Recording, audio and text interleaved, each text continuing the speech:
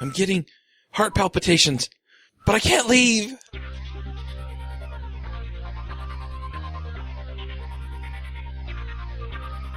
This episode is sponsored by Hired.com. Every week on Hired, they run an auction where over 1,000 tech companies in San Francisco, New York, and LA bid on JavaScript developers, providing them with the salary and equity up front. The average JavaScript developer gets an average of 5 to 15 introductory offers and an average salary of over $130,000 a year. Users can either accept an offer and go right into interviewing with the company or deny them without any continuing obligations. It's totally free for users, and when you're hired, they also give you a $2,000 signing bonus as a thank you for using them. But if you use the Adventures in Angular link, you'll get a $4,000 bonus instead. Finally, if you're not looking for a job but know someone who is, you can refer them to Hired and get a $1,337 bonus if they accept a job. Go sign up at Hired.com/Adventures in Angular. Does your team need to master AngularJS? Oasis Digital offers Angular Bootcamp, a 3-day, in-person workshop class for individuals or teams. Bring us to your site or send developers to ours, angularbootcamp.com. This episode is sponsored by Wijmo5, a brand new generation of JavaScript controls. A pretty amazing line of HTML5 and JavaScript products for enterprise application development in that Wijmo5 leverages ECMAScript 5 and each control ships with AngularJS directives. Check out the faster, lighter, and more mobile Wijmo5. This episode is sponsored by DigitalOcean. DigitalOcean is the provider I use to host all of my creations. All the shows are hosted there, along with any other projects I come up with. Their user interface is simple and easy to use, their support is excellent, and their VPSs are backed on solid-state drives and are fast and responsive. Check them out at DigitalOcean.com. If you use the code AngularAdventures, you'll get a $10 credit. Hey everybody, and welcome to episode 42 of the Adventures in Angular show. This week on our panel we have Aaron Frost. Hello. Katya Eames. Hello. Joe Eames. What's up? I'm Charles Max Wood from DevChat.tv. This week we have a special guest, and that's Victor Savkin. Hello. You want to introduce yourself really quickly? Sure. I'm Victor, and I work on Angular 2 at Google. The Angular core team is very small, so everyone sort of has a chance to work on pretty much every part of the framework. But the two things I worked most are dependency injection and change detection. Very cool. We're all pretty excited about Angular 2, so maybe we should just jump right in. Sure. So when we're talking about dependency injection, I mean, I know the pattern, right? You pass in your sort of your constructor or your object, your class, your factory, whatever you want to call it. And then it does its thing to create instances or, to act as a singleton to get work done. Mm-hmm. So basically, yes. So dependency injection is an overloaded term. It means a pattern, and it also means usually some sort of framework or library that allows you to implement this pattern easily. In Angular, we embrace the pattern, and we also provide a module that allows you to implement the pattern. All right. What are kind of the details to understand the library? Okay, cool. First, I want to say that why the pattern is important, because often when people write small applications, they sort of don't see the value in the pattern. Mm-hmm. But the value is that you can depend on interfaces or like abstract classes or abstract ideas rather than on concrete types. And because you can do that with dependency injection, it leads to more decoupled code. So you don't depend on concrete types, which enables testability and all sorts of other great things. So that's why we believe in it. We want to enable testability. And as a result, we are providing this module and sort of rely on this pattern. So in Angular 1, we actually have a few ways to inject dependencies into your directives or services. So some of the dependencies are injected by name. So if you want to inject a service into your directive, you do it by name. But some other dependencies are injected by position or using some other mechanisms. For example, if you want to inject an element or attributes, you don't do it by name. It's like the third argument in a lim function or whatever. So we have like several mechanisms that allow you to inject dependencies into directives. So in Angular 2, we simplified it. And the way we do it in Angular 2 is we have one single mechanism. Everything you want to inject, any dependency, you always inject into your constructor, and you inject it sort of by type. So it doesn't matter what it is. It can be a global service like a singleton, or it can be an element or some other information like other directives around you. You always do it the same way you inject it into your constructor. So the DI module in Angular 2 provides this facility, and you don't have to worry about it. So you don't need to know how the module works. What you want to express as a developer is just the fact that you want to have that service injected into your constructor. And Angular 2, like magically, will find the service and will give you one instance. Does it make sense? Mm-hmm. Yeah. But when you say inject by type, What do you mean by that? Okay, so the way it works in Angular 2 is all injection is actually token-based. So you can provide a value and say that this object, I will give it certain name or identity, and I will call it this. Yes, and then next time I did it somewhere else, I will ask for the same thing, and I will be given that object. But since we like classes and we like TypeScript and all these sorts of things, usually the identity of that thing that you want to inject matches the type of that thing. Imagine if you have like a weather component and you want to inject a weather service, you would just say like, I want to inject the weather service, that function /class /type, and it will be given to you. So this is sort of the default behavior, but you can override it when this behavior is not sufficient or it's not powerful enough. So I'm wondering, with the dependency injection library in Angular, is this something that you could use in other projects? Yep. So basically, currently we have di.js, which is not the library we use in Angular 2. It's a separate, an external DI library. And we have a DI module in Angular 2 in the Angular/Angular repo. So we are going to extract the DI module from Angular repo and make it a separate, an independent project. So you will be able to use it without Angular 2. But currently it's inside the repo. So you can try to do it, but it requires some like manual work. So I work at a company called Domo, and one of the guys on our front end, he's wicked sharp. His name's Merrick. He actually has our mobile web app running, and he's got DI.js running with React. So it is something that's portable outside of like the Angular sphere of things. You can use it with other libraries too, and he actually really, really likes it. He's written a couple of blog posts about it that are very interesting. So yeah. Yeah, we understand the value in having DI module being like external, so people who use React or Backbone or whatever, they should be able to use that. And it will happen in the near future. So do you want to talk a little bit about how Angular uses DI? I mean, we've talked a little bit about the patterns and things like that, but... Sure, I can talk about that. So the way Angular uses DI is as follows. So when Angular sees a component in your template, it will match the selector of the component, and it will know that it needs to instantiate that particular type of component over there. And then Angular will check what kind of dependencies that component needs, because the component is being instantiated by Angular, so you are not in control. Yes. So Angular will go through all constructor arguments of that component. We will sort of identify all the dependencies, and those dependencies can be like an element or some other directive around that component or a service. Angular will find all these objects for that component. If it's a directive, it will find that directive. If it's an element, it will be the element on which the component is positioned. And if it's a service, it will ask sort of like the injector object, which DI provides, for that service. So it will collect all those objects and will instantiate that component with all those objects. So these are things that are injected into the constructor of the component, right? Yep. The only way to inject stuff is into the constructor. So but this isn't the same way that it worked in Angular 1. In Angular 1, it did the little magic of taking the function, to-stringing it, and then looking at the names of arguments. That was the most common way. Like you said before, there's some functions where stuff was just injected by position, like the link function, for example. Yep. So it's not working that way, correct? That's not how the that is correct.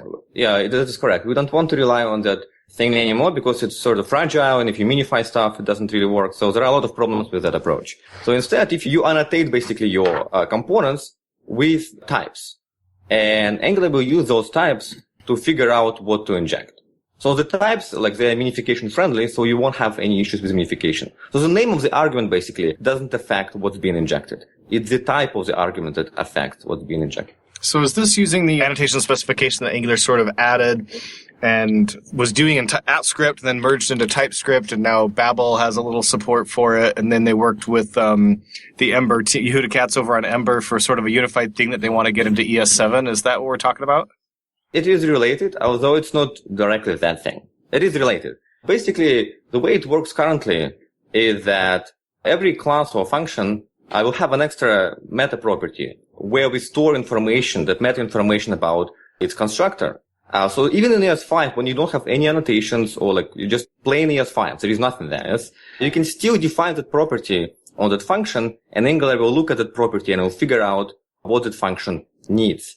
So if you have TypeScript or if you have all these newer languages, then like the syntax will be nicer because this information will be in place, but we don't depend on those annotations. Those just provide nicer syntax, but you can use the same stuff in ES5 or in ES6.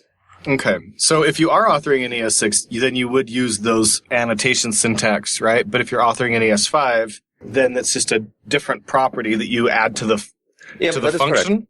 Yep. Is you add it to the constructor function, or is it added to the class? If you're writing ES5, you probably just have constructor functions because you don't have classes, so you add it to the constructor function. It's like a special property name? Yep, I think currently it's called parameters, or something like that. Okay. So it's actually very easy to do, and you can provide like a syntax sugar to make it nicer looking, but there is nothing that really depends on ES6 or TypeScript. So it can work in ES5 very nicely. Like, let's say I write an ES5 class. Yep. It's just a constructor function called foo. Yep. How do I decorate my class to become an injectable? Because not all functions all want to have injectables. So what does the decoration look like? Okay, cool. So there are two concerns here. One is you want your class to become an injectable, and the second one, you want to inject stuff into it. So if you want your class to become an injectable, you need to register it in the AiA system. So it doesn't happen automatically. You need to explicitly say that you want this class to be injectable in your application. And the way you do it in Angular 2 is components allow you to define what is injectable in that component and its view and all its children. So basically, component will say that in my subtree essentially, I will provide the following injectables.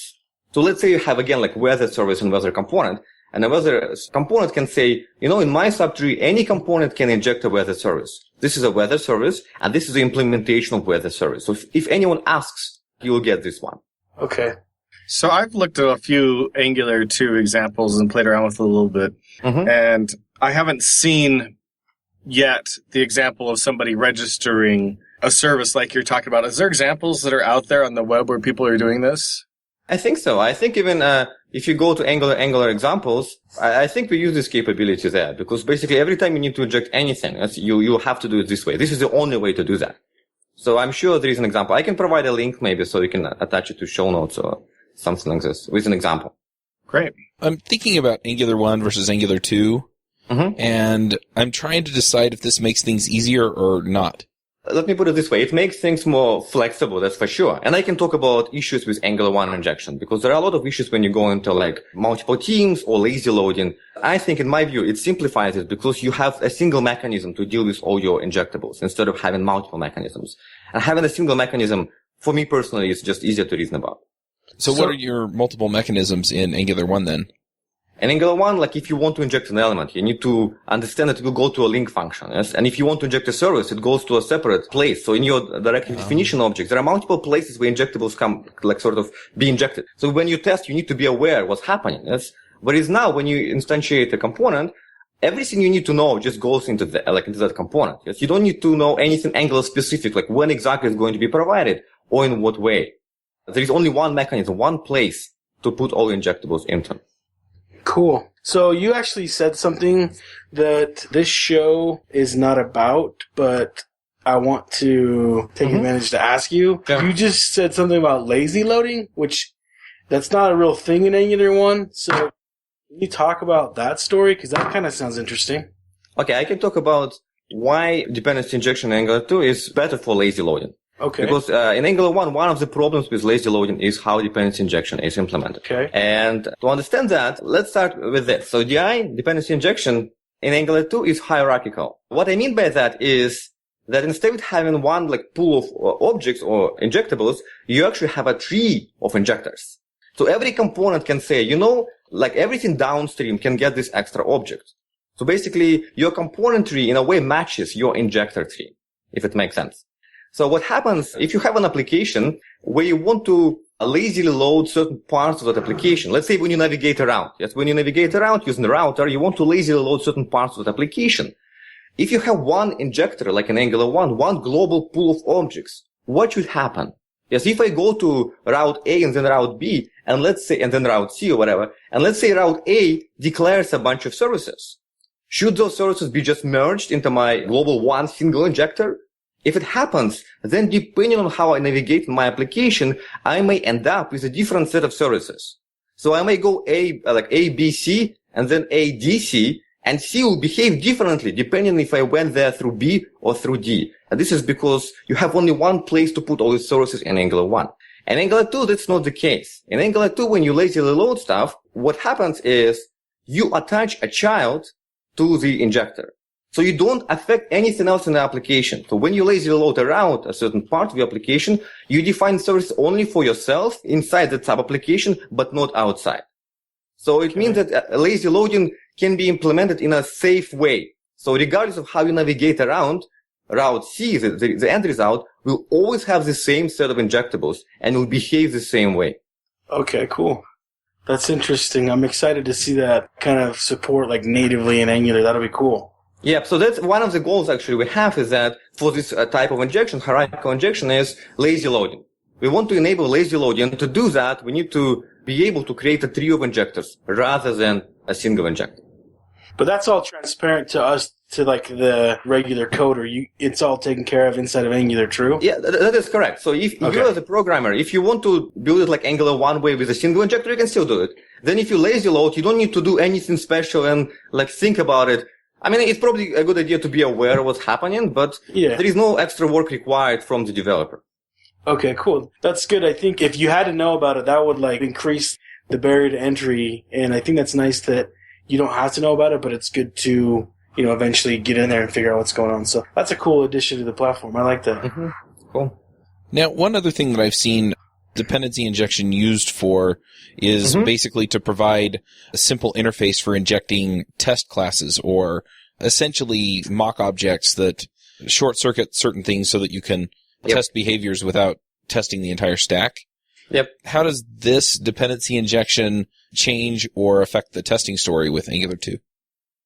I think the testing story will remain sort of the same in a sense that in Angular 1 it is possible to sort of replace anything in your application in a framework. It's because it heavily relies on dependency injection. And in Angular 2, it will be the same, meaning that you can replace any part of your application or any service in your application with a different service when you test it. And that's actually what we do internally when we test Angular 2 itself. We use DI and we can swap like a template loader, for example, with a dummy template loader because we don't want to go over the network and fetch some template. So it will be the same.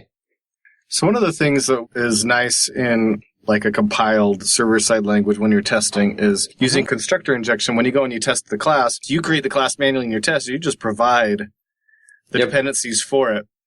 With Angular 1, testing it was not dissimilar depending on the story. Like with controllers, for example, you just had to create a little object that had properties that had the right names, and then you tell that, hey, use this, and then that's what it would use. Is that pretty similar in Angular 2? Oh, it is better in Angular 2. Okay, this part is better. Because all your dependencies go into a constructor. If you want to test that object in like isolation, like in real isolation, without Angular at all, then you can just instantiate an instance of that object, of that class, and you just pass all the dependencies directly into the constructor. So it is better. It is the same as in Java or in any like server-side language. Cool. I'm really interested to start talking about Angular 2's change detection. All right. So can you give us like an overview of what's different about it, new and... Okay, cool. I can do that. So basically the goal of change detection is to sort of power data bindings. So when you have data bindings in your template, like something should check if the value has changed, if the expression changed, and update the directives and components and the DOM. And that's what change detection does. It goes through everything and checks everything. If it detects changes, it will update the target, the DOM or the directive. So what's different in change detection, in the change detection module in Angular 2 is a bunch of things. First of all, it is much faster because we re-architected everything, and it is faster for a couple of reasons. So I can talk about it why it's faster if you're curious. Yeah, please. All right. So it is faster for a few reasons. And basically, if you think about an Angular application with lots of bindings in it, with like thousands of bindings, the performance of change detection can be expressed as sort of the number of bindings in your application times the average time it takes to check an individual binding. Because basically Angular, every time a browser event happens, it goes through every single binding and it checks it. That's what happens. And there are good reasons why we have to do that. Because in Angular, we allow you to use any object, any mutable, simple JSON-like object. You can use it. And if you do that, then we don't have enough guarantees to be smart. We need to basically go and check everything. So there are two ways to make this process faster. The first way is to say, let's just make checking binding faster. Be very smart, think about it very hard, and make checking individual binding faster somehow. And the second one is to say, let's be smart about what we check.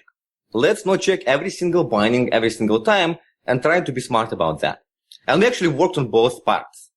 So we made checking individual binding significantly faster in Angular 2 because we sort of understood how virtual machines work. Mostly Mitch understood how virtual machines work. And he told me, and we sort of figured it out. And why it's faster is, if you imagine a binding in Angular 1 that looks like this, like person.name.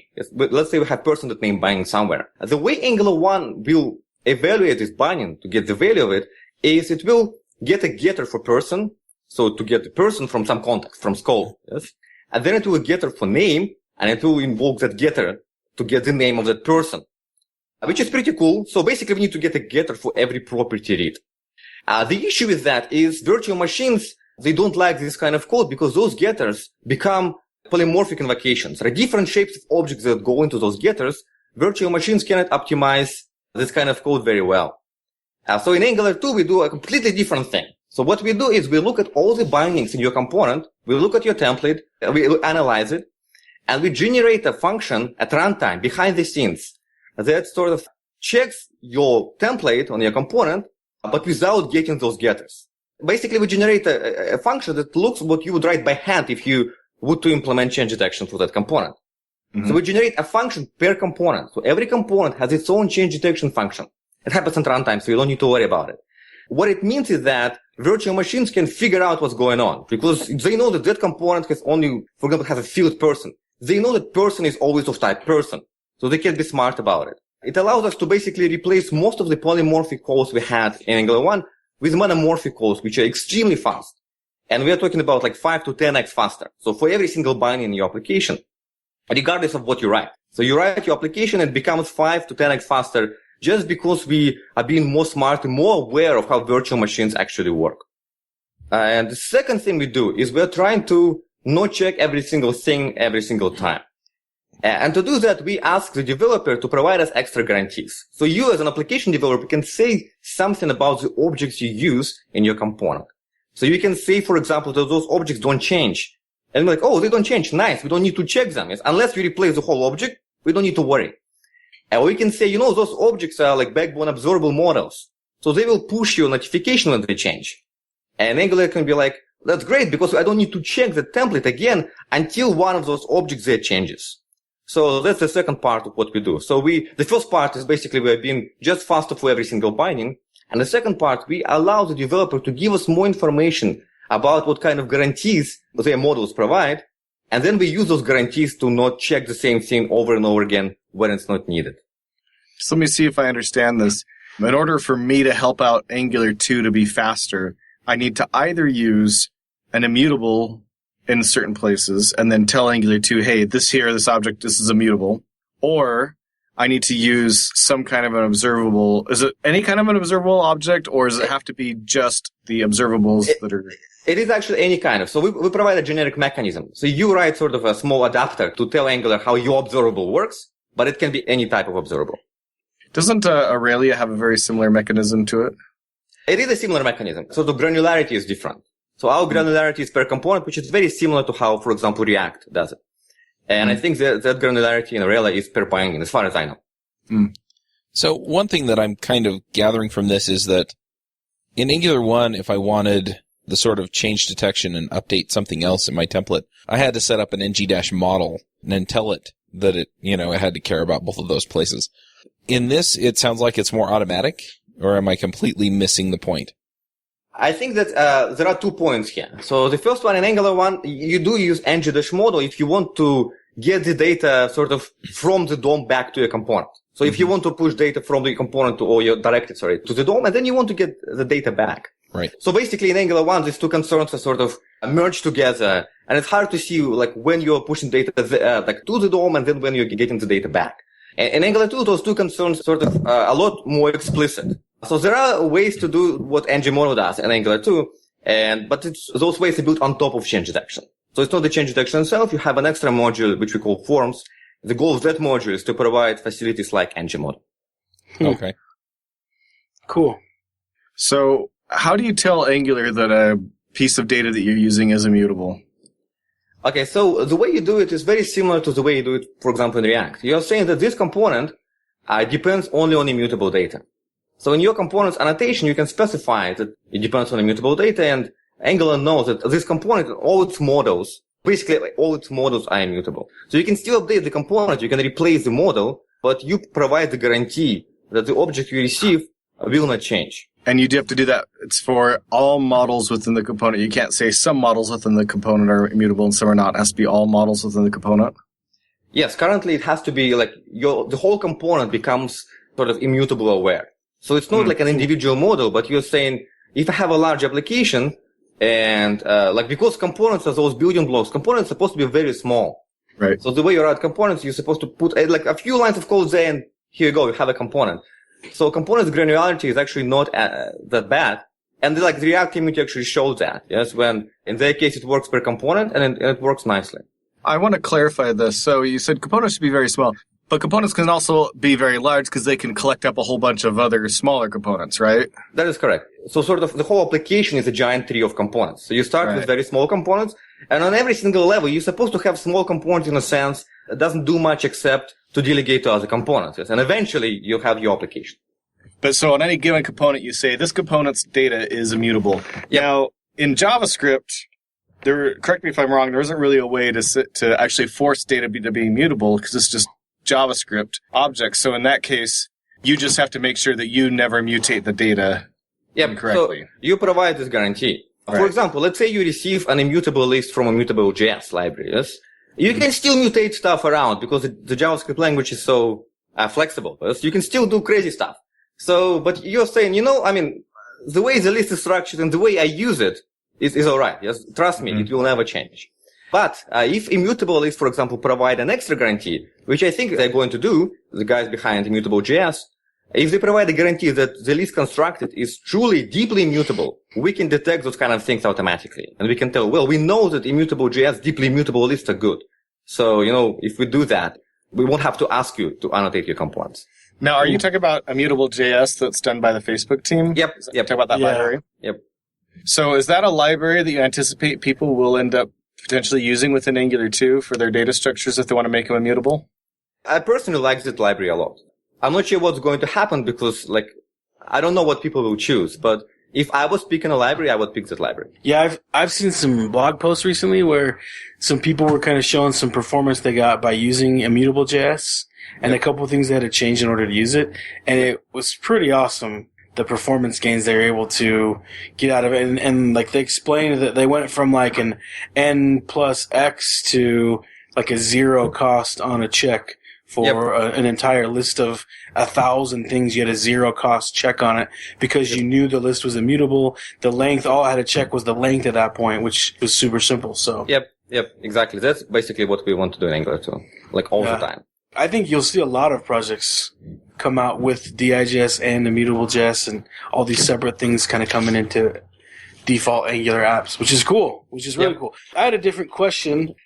So I know that the concept of scopes is disappearing, and in Angular 1, if I did something in a jQuery plugin or with a WebSocket that was outside of Angular, and I needed now Angular to apply that, I would call a scope apply, right? Yep.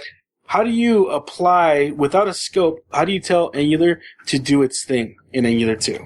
Okay, so Angular 2 is built on top of zone.js or zones.js, and it's basically a library that Brian Ford put together. And what it does, so basically let me prime you first. So if you know what dynamic bindings are in Lisp or thread locals in Java or domains in Node, that's basically what zone.js is, but slightly different.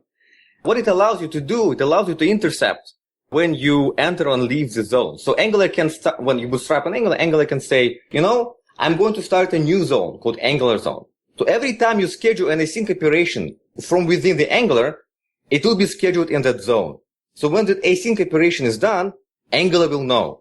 So if you, for example, create an HTTP request from Angular using some third-party library, Angular will know that you create that request. It will know that you schedule that callback. So when that callback is done at the end of that VM turn, Angular will run digest and will flush the changes.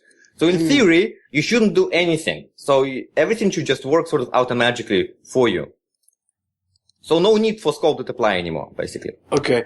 That's good because at least where things that I've been in, people are really irresponsible with scope apply.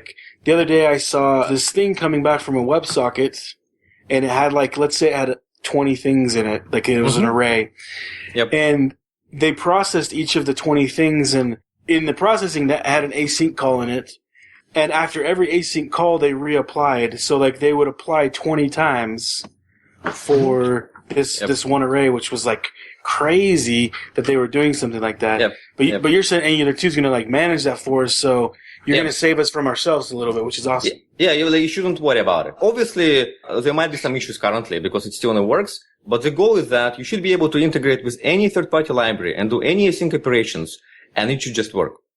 Yeah, so another thing I'm interested in, and it has to do with change detection a little bit, is if you have a binding, right, and that binding is some kind of a calculated value, like full name, right? Yep. And it's composed of the first and last name. In Angular 1, you have that maximum 10 loops scope where if you ran through and changed the first name, but the full name had changed and you hadn't detected it, you run through again and decide, full name has just changed. So it goes through the second, and then it goes through a third thing, sees that nothing has changed, a third digest, nothing's changed. How does that work in Angular 2 to deal with these calculated bindings? All right, so it is a lot more explicit. So first of all, in Angular 2, and same as in Angular 1, change detection runs at the end of the VM term. So this is the first important thing to understand. Wait, say that again. Change detection runs when? At the end of the VM term. So basically, when all microtasks are done, when browser is almost ready to paint, change detection runs, flashes all the changes, and then the browser paints. Basically updates the view. In Angular 2, what's also very important is that the two-way bindings that you see in Angular 1, they are a lot more explicit. So you have the square brackets that indicate the data goes into a component, and then you have parentheses in the template syntax that indicates the data comes out of a component. So those two-way bindings are a lot more explicit, and the two phases in Angular 2 are actually separate. So you still have two-way binding behavior, but the two phases are separate. So first we do the digest phase when we flash all your changes from your model onto the view. So we go through all square bracket bindings and we update all the DOM and other components. And then when an event happens, like for example a click or a key up or whatnot, the second phase runs, which is called an action phase. That action phase updates your model. So you have sort of this giant loop. So you do the flash, then if something happens somewhere, it will update your model, and then another flash will happen. In Angular 1, it's not like that. In Angular 1, it's sort of interleaved. You don't know what's been updated when stuff changes. What it means is that when you have stuff like full names, the way it will happen is it will go through your template. It will see the full name with first name and last name. It will get the values, the current values of first name and last name. It will calculate the full name. It will set the full name, let's say in the DOM somewhere, or in a text node. And then if something changes, like the first name changes, it will be another event. It will be another browser event. So Angular won't change it implicitly. It will have to be another browser event. And when the browser event happens, it will apply change to the model, and then another flash phase will have, a digest phase, will happen. The important idea here is that the loop that you see in Angular 1 is not present anymore. So we don't run until everything is stable, because we assume, because we don't change the model ourselves, and we actually guarantee the order of the things, the way they change, that the system gets stable after a single pass. So because we don't have loops in our sort of change detection graph anymore, the system gets stable after a single pass. So the need for this, multiple iterations of the loop is not there. So we do it only once. And then if something changes, there will be another path through the tree, through the change detection tree, but it's a separate VM turn. It's not part of the same loop. I know it's a little bit confusing. It will be easier to draw on a whiteboard and show how it all interacts. The bottom line is the loop is not there anymore.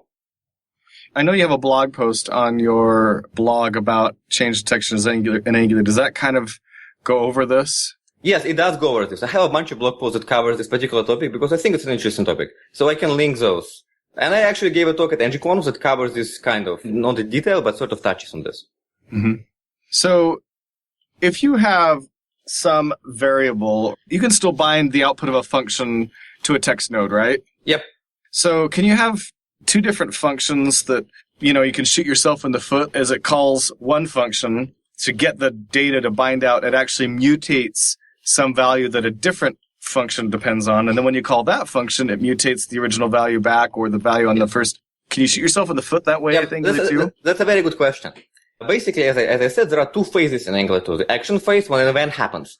And during action phase, you can do whatever. Yes? It's really like your application can update anything you want.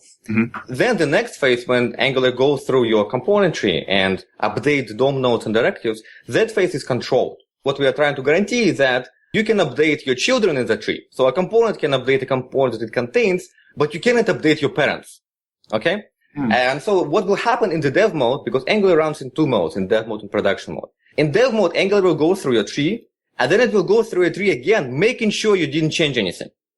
Because if you change anything, Angular will know, and it will tell you that it's not, like, you are changing your parent, basically. You are violating this contract we had with you. In production mode, we don't go through the tree twice because it's obviously slower. Yes? If in the dev mode you don't see exceptions, you're probably good. But we are trying to guarantee that, because when you have this kind of model, first of all, it's much easier to reason about what changes during this automagical phase. And also, it's a lot more performant. Right. So two things interesting there. One is in the dev mode, if you do go through a second time and see that something's changed, does it actually like throw an error? It throws an exception. Throws an exception. And Angular's like not working and you see, my site's broken, and you go look in your console and figure it out. Yep. If you do it in your unit test or like when you're writing your end-to-end test, you should see an exception with a binding. It will tell you in this binding of this component, something changed when I went, the Angular went there second time. Please make sure you don't change your parents.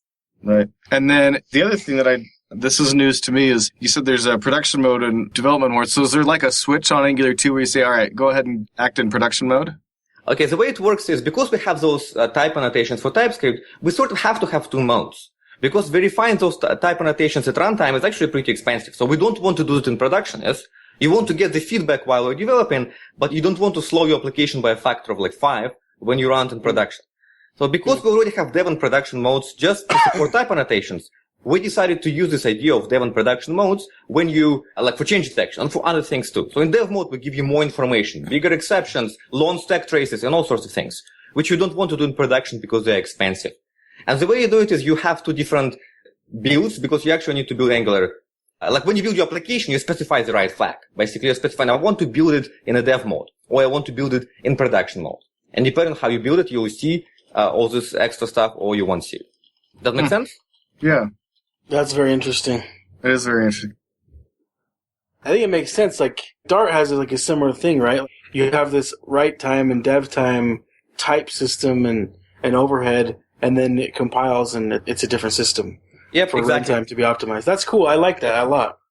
Mm-hmm. Yeah, I think it's a good idea, because you want to give the developer a lot of help, but you don't want to slow down your application when it runs in production. Yeah, but it's okay to slow them down during dev time. Yep, exactly. Actually, a really cool idea. Yep. Mm-hmm. I like that. It is awesome. I still am curious, how exactly do you tell it now that I'm in production mode? So basically, the way we do it currently is we have a special helper function that will try to do an invalid type assertion. It will try to assign basically a string to a number. Yes? Mm-hmm. And in dev mode, it will throw, because it will tell you that string is not a number. Mm-hmm. And so we're like, okay, you're probably in the dev mode, just because type assertions don't work in production mode. And those type assertions are enabled by how we compile your application. So you can compile it in two modes. That's cool. Huh. Mm-hmm. I like that. That's way cool. All right. Well, anything else we should jump on before we get to the picks? This is a really deep episode. Yeah. I was struggling. Yeah, I'm gonna have to go back and re-listen and fiddle with stuff. Victor, you did great. You did a lot of nonstop explaining. You did a really good job. Thank you for coming, man. Yeah, awesome. Thank you. Yeah, I will provide a lot of links. So hopefully if you listen to the episode and then read all the links, you'll have enough information to be to understand what's going on. Yeah, that would be awesome. All right, Aaron, you got some picks for us? Yeah, I'm just going to do a pick today. It's a book. I can't stop reading it. It's one of the most intense books I've ever read. It's a book about a little girl who was kidnapped. Her name is Elizabeth Smart, and it's called My Story. And I'm actually doing the Audible book, and it's very interesting. I've never read a book where it was a biography, and the person who it was about was actually doing the Audible narrating. So she narrates her own book, and her experience was horrifying. As a father of a daughter, it's just it's one of the most intense scenarios ever. It's really crazy, but it's a really good book. She's got a lot of heart, and the way she comes through it all is just kind of inspiring. So it's called My Story by Elizabeth Smart. That's my pick. Yeah, I read that book too. It's pretty heart-wrenching, and I hate thinking that I wish ill on anyone, but that one got me pretty close. Yeah. Yeah, but at the same time, I mean, she's a well-adjusted adult. She's married. She's served a Mormon mission, and so it sounds like she has dealt with what happened, and so it's inspiring in that way. But yeah. Yeah. Joe, do you have some picks for us? You bet. So I just spent the weekend in New York, and I ate a lot of delicious food. And one of the foods that I ate, which I sometimes eat here locally in Utah, those are very limited number of places you can get it. But in New York, it's just 10 times better, was shawarma. And I will admit, the only reason I ever tried shawarma was after the first Avengers movie. Did you go to that actual shop where they filmed that scene? Or No. It's like in Brooklyn or something. Yeah, the scene in the shop is not filmed at like an actual location in Manhattan, I think. Anyway, shawarma's awesome. I went and had shawarma. It was delicious. So if you've never had shawarma before, find a place near you and go eat shawarma, because it's awesome. That's my pick. I don't even know how to spell that. Shwarma. Just like it sounds, huh? Kind of like it sounds. It's just shawarma. you wouldn't think with being in a foreign food that it would actually be spelled like it sounds, but that's spelled how it sounds. Shawarma. Got it. Katya, what are your picks? I have two. Both of them are Disney. One is the movie Home. That's not Disney. That's not Disney? It's DreamWorks. DreamWorks. That's DreamWorks? Mm-hmm. They're like the same thing. They're both animated. There you go. They both have to do with animation. One is the movie Home because we went and saw it yesterday and it was the most adorable thing that I have ever seen. And then the other is Mulan because they're making a live-action Mulan movie. They are? Cool. Yeah, they are. Like they do with Cinderella. It's like next year or the year after. I'm really excited. I hope that they actually cast a Chinese actress to play a Chinese character, but my Never hopes gonna aren't happen. It's a high. stretch. My hopes aren't high, but This I'm is hoping. Hollywood. Come on. Yeah, let's get down to business to defeat the Huns. So sings Donny Osmond. That's right. You can call me Donnie. Yeah. All right. I've got a few picks here. The first one is a book that I just finished. It's How to Win Friends and Influence People by Dale Carnegie. It's kind of a classic, and I don't know why I had never gotten around to reading it before, but it was really good. I need to go back and reread it, pay a little closer attention to some of the points in there, but it was terrific. Yeah, because you're kind of a jerk, so I know. would be a good idea. Nobody likes me. Everybody hates me. Another pick that I have is Workflowy.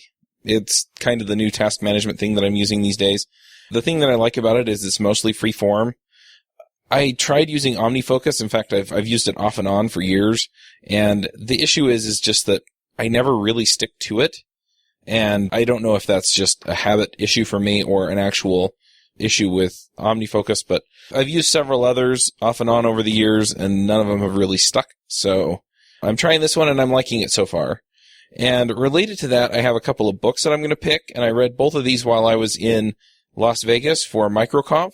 The first one is Habit Stacking, and the idea is that instead of trying to just build one habit, you can build multiple habits by building the habit of having a routine. And so you start your routine in the morning, and then you just work through all of the habits that you've stacked up. He recommends that you keep your stack shorter than a half hour, and that you start with one. And so then what you can do is you can have a routine in the morning, maybe a routine in the evening, and possibly a routine at lunch or whenever makes sense for you to go and do things that you need to regularly work on or get done. So just to give you an example, my morning routine starts out with me waking up, I brush my teeth, I have a drink of water, and then I go downstairs and get something to eat. And then I usually wind up feeding my kids breakfast, so I set out the dishes for breakfast and pour the cereal. I just don't pour milk on it. And then I go to the gym. And that last bit is just driving to the gym. And that leads to the other book that I'm going to recommend, and that is Mini Habits.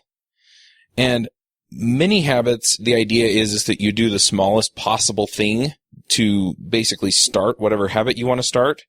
And so the idea there is I just have to drive to the gym. I don't actually have to go in. I don't have to work out, but I have to drive there. Of course, realizing that once I get there, I'm going to go in, and I know that in my head. But the idea is that if you set your habits to be something really small, really low energy, low impedance, then you meet less resistance in your head to do it. And so some of the other ones that they recommend are things like doing 1 push-up or writing 50 words or, anything else that you can do in just like a half a minute. And so if you set your goal to be something ridiculously small, like doing a push-up, then you can just do the push-up. And then while you're already in push-up position, you may find yourself doing 20 push-ups or 100 push-ups. Or 1,000. Right. But your goal is to do 1, and so it's like, okay, why am I agonizing over doing 1 push-up? And then if you do 1 push-up and that's all you do, great, you met your goal. You've done your habit that day. But, if you do more than that, then bonus, right?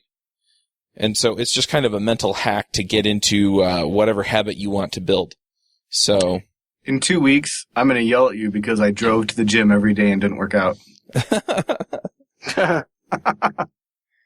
Yeah, you made it to the parking lot. That's good enough. Yeah, there we go.